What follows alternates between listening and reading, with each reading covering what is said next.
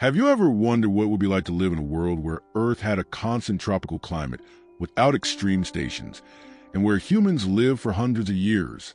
What would happen if all the civilization suddenly disappeared, left behind by a unique catastrophe? Get ready to discover a story that has been hidden for centuries. The previous world was much more advanced than we imagined, with technology, knowledge, and a natural balance that seems to have come out of science fiction tale. And you may be wondering, but what does this have to do with me today? The forbidden truth that no one told you can change the way you see the world, and even your life. What happened before the flood has a lot to teach about what we are doing with the power we have today. Stay with me until the end and find out what this ancient story can teach us about the future and our role in this scenario. If you are ready to explore more, subscribe now to the channel and enable notifications. Let's unravel the mysteries of the past together and how they connect with the gift.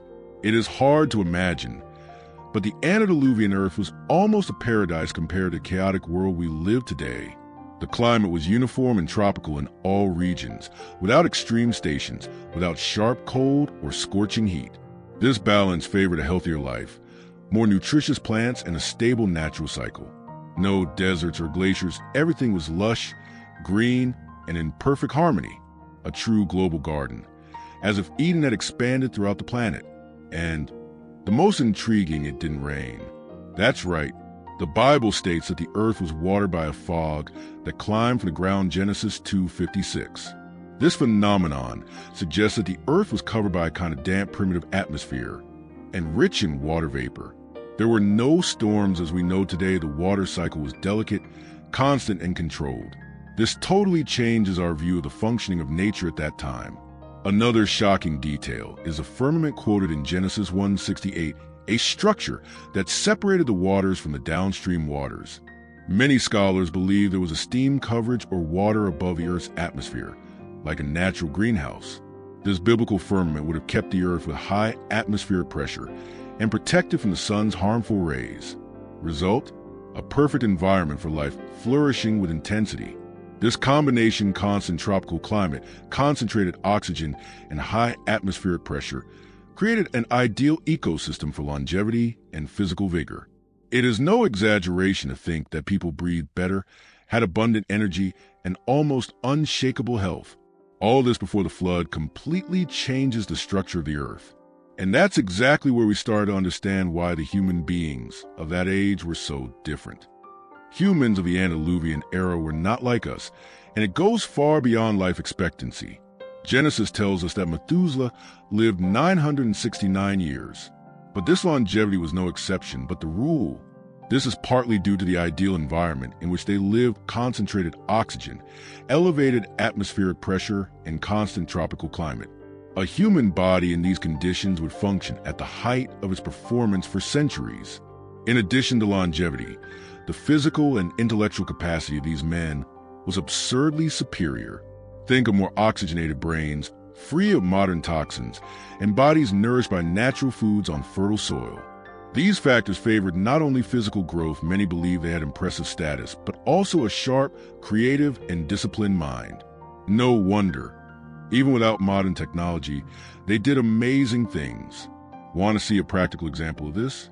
In Genesis 4:17-22, we see the descendants of Cain building cities, developing music, creating instruments, and even merging metals.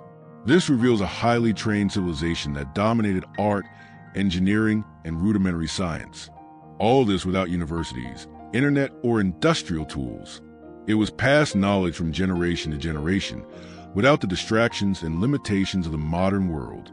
These superior humans also had one purpose: to master the earth wisely. They knew how to explore natural resources with responsibility and creativity. But over time, this power has been corrupted. The same potential that could raise humanity also led it to decay. And that's where the story begins to take a dark course, preparing the scenery for the entry of mysterious and giant figures forgotten by history books. The Bible gives us exciting clues about beings that go beyond the natural, the Nephilims. In Genesis 6:14, we read that the children of God took to themselves human women, and from this union, powerful giants were born. These beings impressed not only by stature, but by the almost mythical force and presence. The word Nephilim carries the idea of something fallen or corrupted, which raises many questions about its spiritual origin. It was the previous world, revealing a dark and almost forgotten side. Ancient texts like the Book of Enoch, which, although apocryphal, has been widely respected for centuries, bring even more impressive details. There are talk of giants who devoured everything around. They taught witchcraft and corrupted divine creation. Would they be a direct interference in God's original plan? What is known is that the antediluvian civilization began to experience accelerated degradation after the emergence of these creatures. A real sign that something big was about to happen. And don't stop there. Many scholars raise the possibility that these giants have lived with extinct colossal creatures, such as dinosaurs. This may seem strange at first glance, but it fits perfectly with the idea of a world with a constant tropical climate, primitive atmosphere, and great biodiversity. Such a planet would be ideal for supporting both superior humans and animals of epic proportions, all coexisting in a pre-Diluvian balance. Interestingly, there are reports and fossils around the world that feed this theory. Giant human footprints alongside dinosaur trails, bones out of standard, and even records in old crops on hybrid beings and powerful beasts. All of this can point to a forgotten era, a land inhabited by creatures that we now consider legends. But as power and pride increased, something in the essence of the civilization began to corrupt. And what comes next is even more surprising. When it comes to the antediluvian world, many people imagine primitive peoples with stones in their hands and limited language.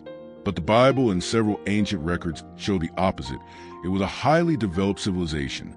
In Genesis 4, we already see people building cities, creating musical instruments, and merging metals. This requires mathematical, acoustic, and metallurgical knowledge. They knew what they were doing and knew a lot.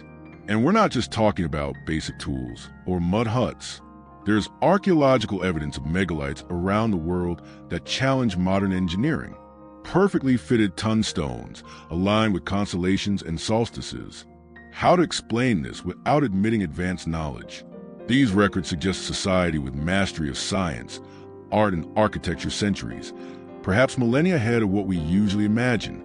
This superior intelligence can be explained, in part, by the environment of the previous world.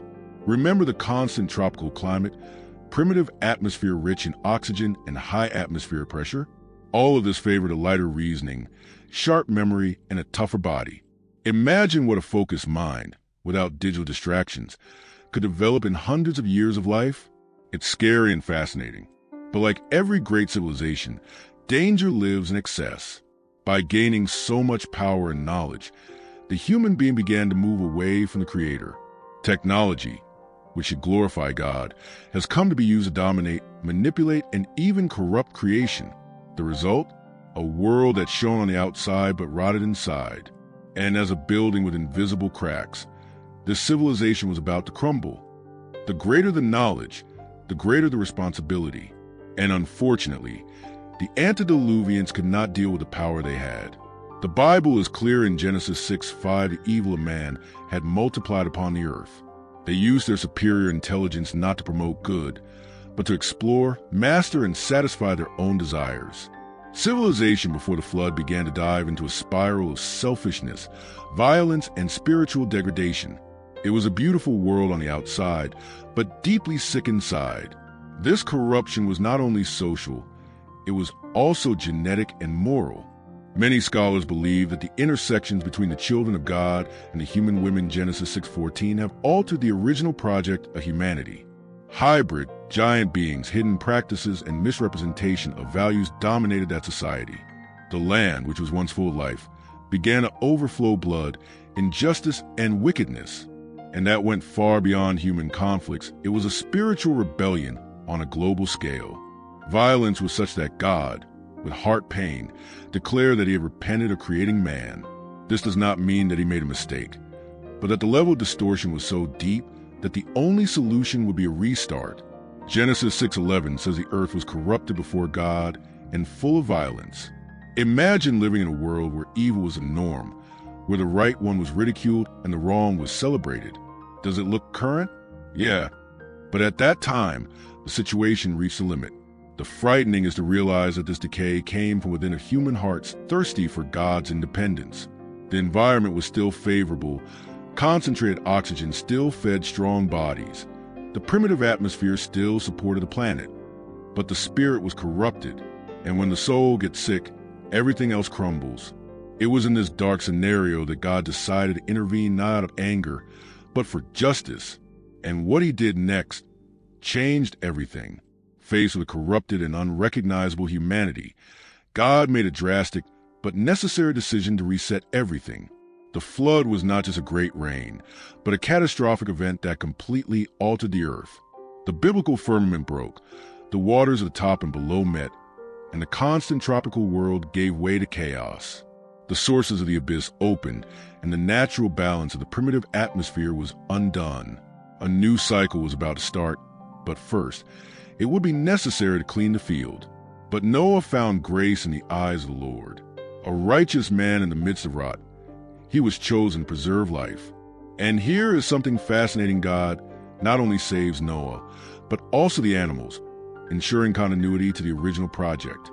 The ark, more than a large vessel, symbolizes refuge, obedience, and hope. While the world laughed and mocked, Noah worked with faith for over 100 years. A true example of perseverance in the midst of the spiritual desert. The flood lasted 40 days and 40 nights, but its consequences were much deeper.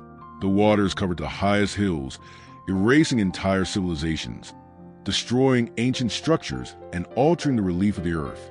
It is possible that many fossils, extinct creatures' records, and abrupt climate change that we find today are a direct result of this event. The land, once uniform, has had stations, extremes, and instability. The previous world was literally buried. But God's judgment never comes without a chance of redemption. The ark landed on Mount Ararat, and from there a new story began. Humanity gained a new chance, a new beginning. And although the post-division Earth was radically different without firmament, without the high atmospheric pressure, and without the concentrated oxygen, before God's promise remained firm, never destroying the earth that way. A rainbow in the sky sealed this pact. But the lesson was recorded forever. Now that you have plunged into this world before the flood, is reflection. What can we learn from the history of previous humanity? Do we, just like them, losing our balance and moving away from the original purpose of our lives? Technology, knowledge, and power can be wonderful, but without wisdom and discernment, they can lead us to destructive paths. Which side are you on? Are you building a solid life based on principles that go beyond material? Or is it allowing themselves to be taken by the rush, corruption, and the lack of purpose? Noah's example and his ark reminds us that even in times of crisis, there is always an opportunity to start over. Now, think, what can you change in your life to live more in line with the greater purpose? Start with small steps, but firmly. If you want more content like this, subscribe to the channel, enable notifications, and be ready to further deepen in life-changing truths. Knowledge is the key to transforming your journey.